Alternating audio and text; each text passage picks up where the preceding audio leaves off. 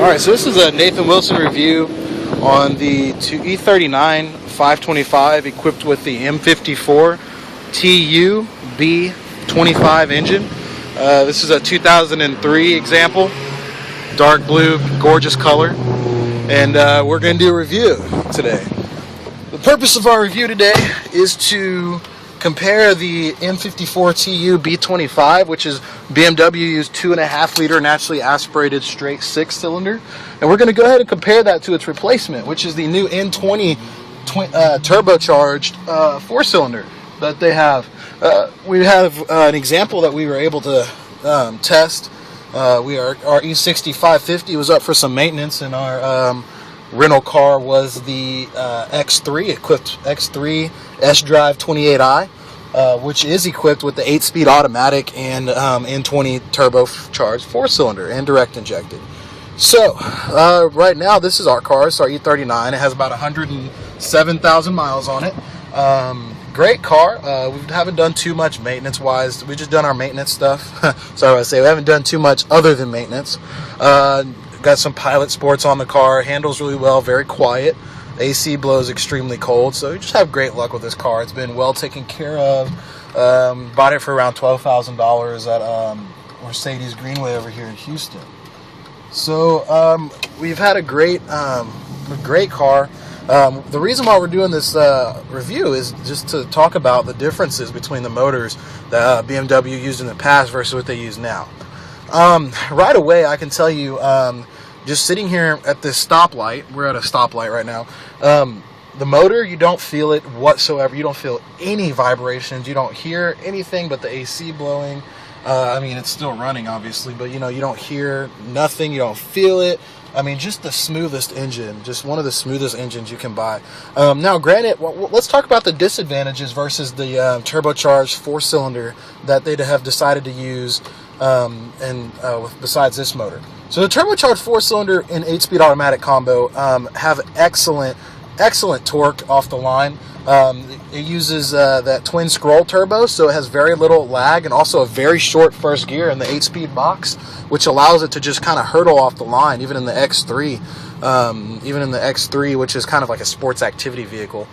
Very interesting combination. Always in the power band. Moving. So compared to this motor, it has a lot more low-end grunt, probably between off idle to about 3,500, 4,000 RPMs. A lot more low-end grunt there in that area. Another thing is that it has an eco mode. It has the stop-start system, which I hate, but we can talk about that later. It also has an economy mode, which has a different shift map and a different gives you a little thing on the cluster, allows you to see your efficient driving. For me, though, the reason why we own BMWs, the reason why we like BMWs, is because of their refinement, the way they drive, the way they handle, the steering, the throttle response, and all this other kind of stuff. That is what really makes a BMW for us BMW enthusiasts. And to be honest, the 4-cylinder does deliver on the performance side. They were not going to not let it deliver on that side. Also, on the fuel economy side, with 8 ratios, you can get kind of close to the 30 miles per gallon mark really easily. And then this car, we are able to observe like low to mid 20s in the city, probably about 22, 23 in the city driving cycle, which is great because we always have the AC on. As you can see, it's really hot, 91 degrees, Houston, Texas. So we always got the AC on. We're able to observe pretty good mileage out of it. This is a big car. This is a 5 Series, so you do have a lot of room. The trunk is pretty big, so you have the openings kind of small compared to the other E34 and E60 models. However, back to the motor, this is just a sweetheart of a motor. It doesn't have a lot of low-end grunt. It's not that kind of motor. It is a smaller, naturally aspirated unit, so you do have to get in it a little bit before it starts really rewarding your driving. So what you do, what I do is that if I want to take off the line real quick, it does have a pretty decently short first gear. I just kind of pop it over into sport mode, and that helps out with the later shift points. When it gets it pretty much perfect for my taste, I like the way it does it in sport mode. As far as the way it keeps the engine in the power band, they've done a good job tuning that and to the engine that it's made it to. So right here we have our display. It says on the sport mode. I can go into manual mode and I can do the gears manually. It does automatically upshift, and it does if you kick it in gear and you push and you activate the down switch pedal, it will it will automatically downshift. for you as well. But so you have to, if you keep the pedal pinned, it will do full throttle without the downshift kick. So you got to pardon the traffic. I'm trying to get into a place where you can see where this motor actually shines. It's not really off the line too much. Like I said, I've been stressing. It's not actually even first gear pulls well. The second, there's, because it's a 5-speed, we do have that gap in between the first and second gears. So if you're having your acceleration and you're going, that first to second gear is a big gap. So you shift at about 6,500 and it'll put it back a little bit. Probably like 3,900, 4,000 RPMs, and that's about the biggest gap in the box. So as far as like stoplight to stoplight, this isn't your car. The gap in the box is between first and second, so that's not good. Now towards the top of second gear, you'll start catching some folks, but once again, if you want, this car is probably a 50 roll, 60 roll mile an hour, where it has its advantages. Just kind of unofficially, there was a 300C. I was rolling about 60 miles an hour. 300C. Now, granted, it had about 20-inch rims on it and a sound system and crazy stuff like that. But we did mess around a little bit, and I was able to keep up with them. That from about 60, downshifted into second gear, and I was able to keep up with him. He was about where that Honda is in front of me. He was about that far ahead of me. So it was this is a 6-cylinder model. This is the base 6-cylinder. It's not the big 6-cylinder. So we're just waiting in traffic right now, so we're able to see what we're able to do here. If you're looking for a vehicle that gets excellent mileage, and you need the 4-door space, and you like the nice ride and refined ride and other stuff like automatic climate control and stuff like that, this is your car right here. I mean, it's very, I can sit back there. I'm 6'2", no problem. So now we're back off to the races. We can go. Let's see here. Get on the feet a little bit. We'll use sport mode. Very good handling as well. This car is an excellent handler with the Pilot Sports on there. Very, very well planted, etc. See, now we're above 4,000 RPMs. That's where the motor really likes to run. If you're going to be pushing it, the second to third gear shift is excellent. Keeps it right back in its power band. We're hitting into a little bit of Houston traffic. As you can probably imagine, it's about 445, and that will get you.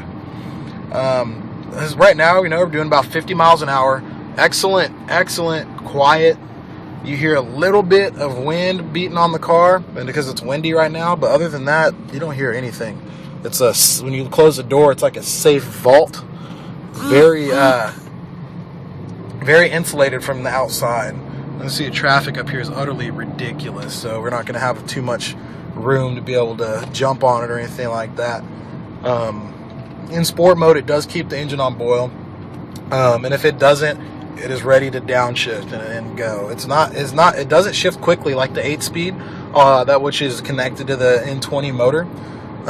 Like I said, this car does have plenty of miles on it, but it does do the job. It does get the job done. And like I said, doing the comparison against that motor, it's not as efficient just because of the programs and the only 5 ratios in the gearbox. It's not as efficient, and it doesn't have the low-end grunt like I told you, but I'm willing to bet on the freeway it'll be a much closer comparison, and there is absolutely no comparison in the noise, vibration, and harshness side. If you drive the N20 equipped 3 Series, 5 Series, or X3, if you have the stop-start on, when the engine turns off at a stoplight, you actually feel that kind of 4-cylinder natural imbalance that it has. It kind of shudders to a stop. And BMW has done an excellent job with getting the 4-cylinder levels of refinement back up to where it needs to be, but it's just not an inline 6. It is not. It won't do it. They've been able to match, if not exceed, the performance of the inline 6, the naturally aspirated unit, the small one. Anyway, this is a 2.5 liter unit. However, they have not been able to match, in my opinion, the refinement of this motor. I mean, this is just the smoothest. It feels like it's running on like just silk. Like, it's ridiculous to explain. Try to explain it to you. As far as freeway get up and go, for the amount of extra power it has over this motor, I really don't feel like it has an advantage there, which is kind of surprising. Maybe because it's in the X3 chassis that I've been able to sample, But as far as as far as getting up and go on the freeway, I don't feel like it has an advantage, the four cylinder, in that. Man, I could be extremely wrong. It may just be feel different, but I really don't think it does. This car pulls exceptionally well.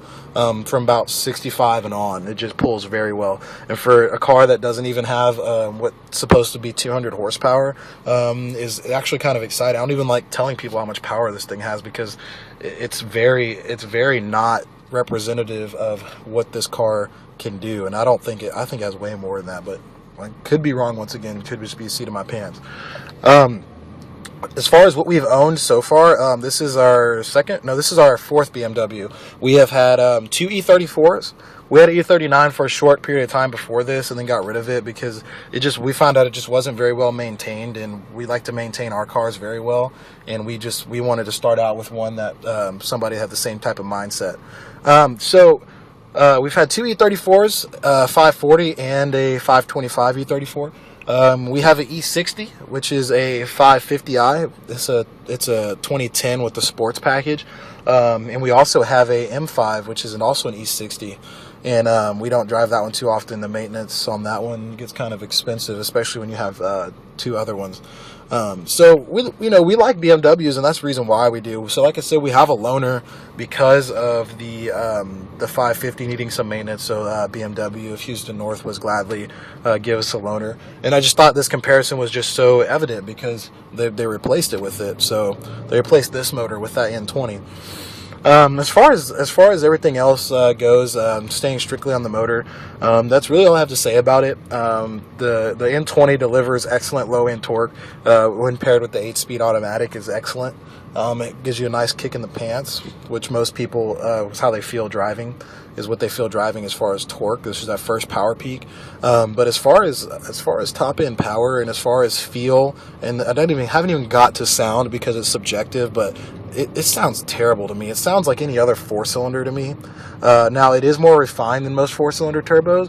However, the sound is terrible. I can't stand the sound of four-cylinder. It sounds raspy and gross. You don't hear any turbo or anything like that, but I wasn't really listening for it. I haven't really beat it either. I haven't really beaten it a whole lot. I beat this car a lot because it's just fun. But as far as refinement, I don't think they're ever going to get that four-cylinder to this level of refinement. This motor is excellent.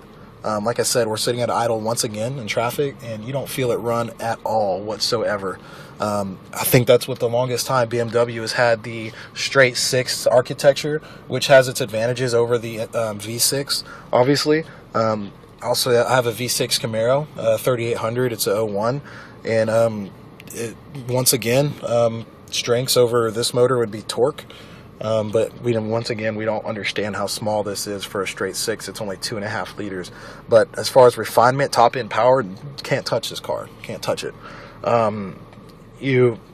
It's really hard. I really can't.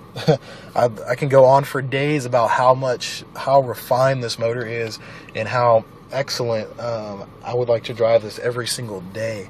I do want for power sometimes. I'm not gonna lie. As far as low end power, I wish I had a whole lot more sometimes. I wish I was able to take off the line a little bit faster.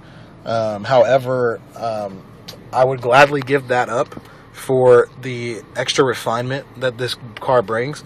I would, and to fix that, honestly, you could just get a 35 model with the twin scroll, which is, I believe, the N55. You can get that, or you can get the twin turbo in the E92 body 3 series or the E60 5 series. That would easily fix that problem, delivering torque very low, also having a 7,000 RPM redline, which is actually higher than this one, which cuts out at 6,500. So that concludes my review of the M54 TU B25 motor, which I believe is one of the awesome motors that BMW has put out as far as the base motors. I think this motor is excellent for a base motor. I would hate to even compare it to any other company's base motors, German or domestic. I mean, there's a Mazda right there. No comparison. I mean, you got decent get up and go, and it just sounds good to me. I mean, if you listen, let me just listen to it. That was a nice kind of short, probably like 30 to 60 run, and it just the pull pull past 4,000 is just excellent. I love it. Now you get that shove later in the power band because of the smaller displacement. But I mean, when it comes, and you got to remember, this is a huge car. I mean, it's not a small 3 Series. It's not a 1. It's a 5. You know, it's not a small car by any stretch of the imagination. And the way it just gets up and moves, to me, with this small economy-minded motor is, let's see, second gear downshift. I mean, just, you can manipulate traffic all you want, which is why I like driving cars versus trucks. I mean, and once again, we're moving at a good clip and you don't hear nothing. Well, this concludes my review of the 03 525, but overall the M54 TU B25. Hopefully you got some nice information if you're out there shopping or you want to look into BMWs. Maybe you guys like to know the advantages versus the 4 versus the old 6. So that concludes.